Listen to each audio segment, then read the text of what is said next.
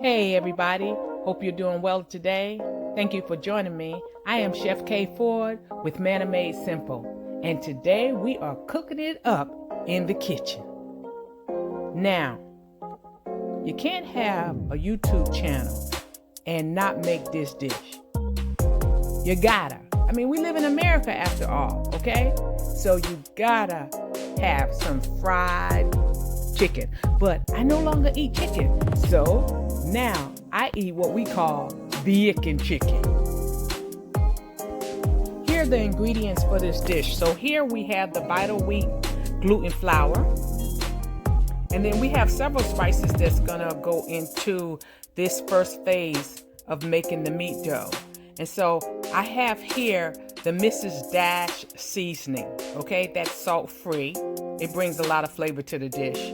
I have some garlic powder, and I also have some onion powder. And that's what you want to do. You want to go ahead and flavor your meat up as much as possible. Right here is the chicken poultry. So that's going to bring our chicken flavor that we are wanting for this dish since we're making bacon chicken. And we have some nutritional yeast here, okay? And we'll talk about that a little bit down the line. I have some whole wheat flour. And then here we have some coconut oil. Now, the reason why I'm using coconut oil in this recipe is because with Vital Wheat gluten flour, it tends to be kind of rubbery. So when I add oil to this recipe, it causes it to be a little bit more spongy, a little bit more tender, a little more flexible. So that's why I love adding oil into this recipe. Feel free as you tend to work with this flour. You know, you could use different oils. You could use avocado oil. You could use grapeseed oil. Some people use beans. But you know, it's all about the texture. Remember that. Here's the star of the dish, Vital Wheat gluten flour. It's all type of brands, but here we have the Bob Red Mill, which you can find in your local grocery store. So what is Vital Wheat gluten flour?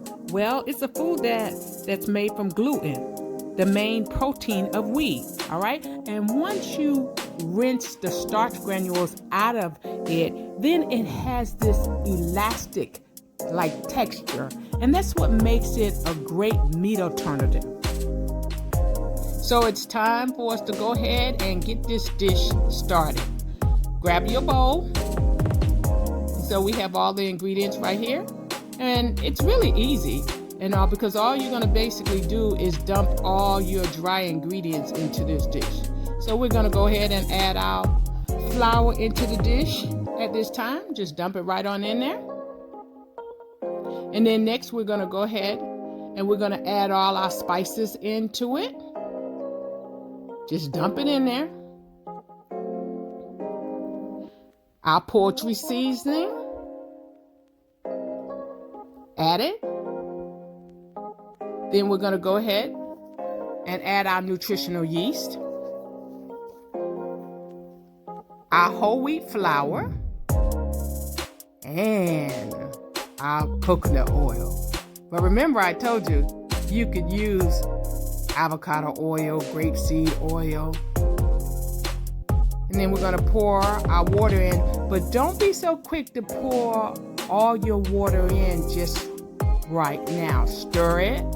And what you wanna do is add enough where the flour is going to pull away from the bowl. So just stir it up really good. And as you see, you're stirring it, it gets really tough because remember, it's elastic, kind of like, forgive me for not being able to say that word, but you just stir it up really good. And as you see, all the flour has pulled away from the dish and it's coming along perfectly.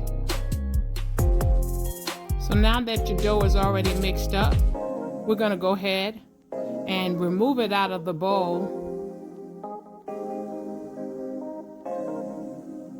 And we'll go ahead and knead it just for, not too long. You really don't have to do it that much, but I usually like twirling it around and kneading it before I go ahead and put it to rest. Yeah, it feels so spongy. Look at it. It looks great. Really meaty like.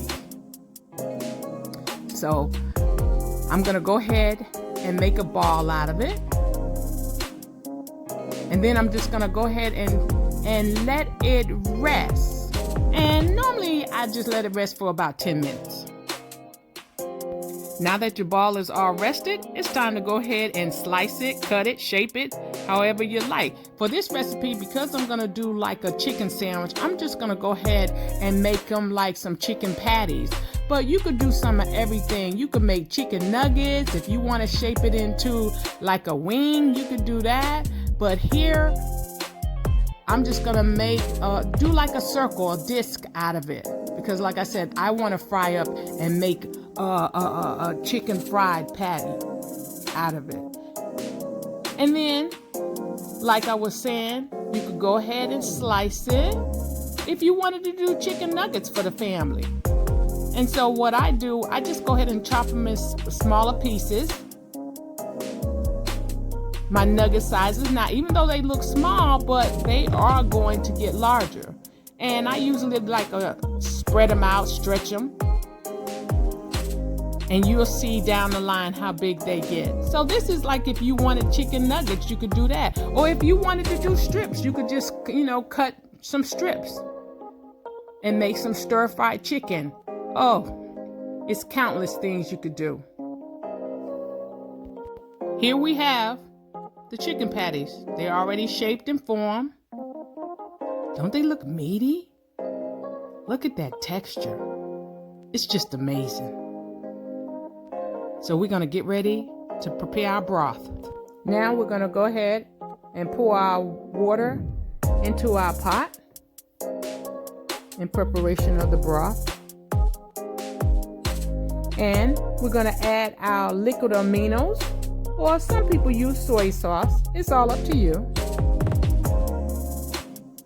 Our next ingredient is gonna be the blackstrap molasses.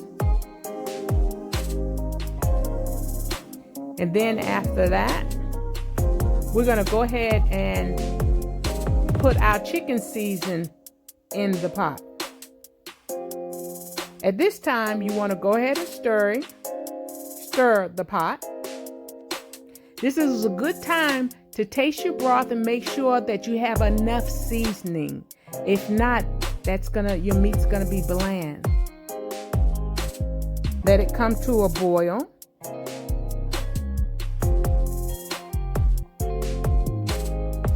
And once your broth is boiling, now you could go ahead and put your patties in. Just be real careful and put your patties in it. And what you want to do, you're going to go ahead and cook your patties for 45 minutes to an hour. And then you come back and you check on them and you turn them. And then you'll see how they've expanded. Wow, don't they look meaty? Look how big they are too. You could use them for stir fries. You could use them if you want to do like a chicken steak. There's numerous things that you could do with this ingredient. So have fun. But in the meantime, we could go ahead and start preparing our batter and our flour mixture. Here are the ingredients for the batter mixture. Okay, one of the things I do, I like to make buttermilk, so I have the nut milk and the lemon juice. Here's the nut milk. Then I have the lemon juice, and I put those together. Then I use lemon pepper, and I use ground mustard. And you could use the regular mustard if that's what you have. And the lemon pepper, I just love it in my batters. And then here we have flaxseed and flour egg. And then I have hot sauce. Hot sauce. Ooh, boy, that's going to make that batter scrumptious. So we're going to go ahead and add our nut milk. And then we're going to place our lemon juice in there. And we're going to go ahead and let it, you can stir it for a moment. And then we're going to let it sit so it could curdle. After it's sat about 5 to 8 minutes, then it's a good time to go ahead and finish your batter. So what we're going to do is go ahead and add in our lemon pepper and our brown mustard. Make sure we want to get all that. We don't want to waste nothing. Then we're going to put our flaxseed in here. And then we're going to add our hot sauce. And mix it up really, really good. And I didn't do it here in the video, you all, but I did come back later. Go ahead and add 1 tablespoon of all-purpose flour too to help thicken it up even more. One of the things I wanted to bring out to you guys that it's 4 different parts of making this dish.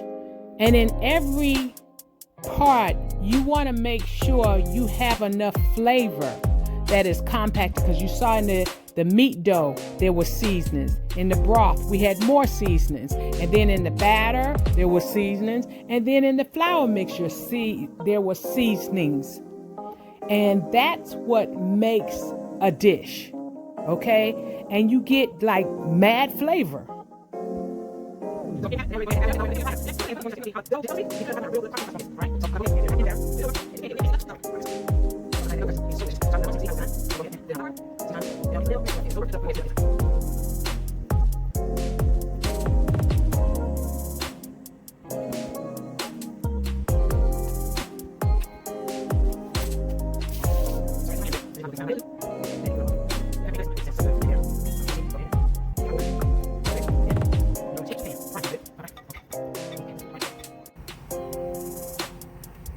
Let's go ahead and get it in the fryer.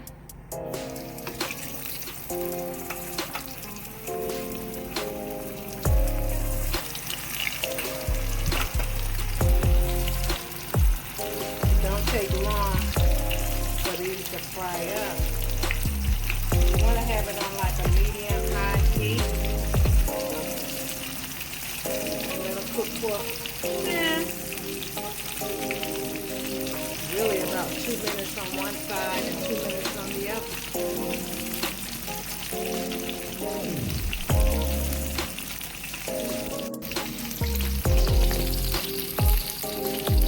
Now's a good time to turn them. And if you want it to have like a crispy coat, just let it cook even longer before you turn it.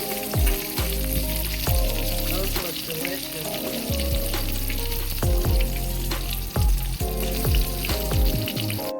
There we have it. Vegan fried chicken. And I tell you, we got the fixings and the bread, and we're ready to make our famous vegan chicken. So what we're gonna do, we're gonna go ahead and start assembling our sandwich. We got the bread with my special sauce. Then we're gonna put the chicken on, along with some pickles and onions and avocado and some tomatoes on a toasted bun. Oh my goodness, I had to taste it. Y'all, I just can't believe it. I just took one bite and I just couldn't stop, okay? And before I knew it, I devoured that sandwich. I mean, it was like, bam. Before I knew it, it was gone. Y'all, I need to repent. Well, enjoy.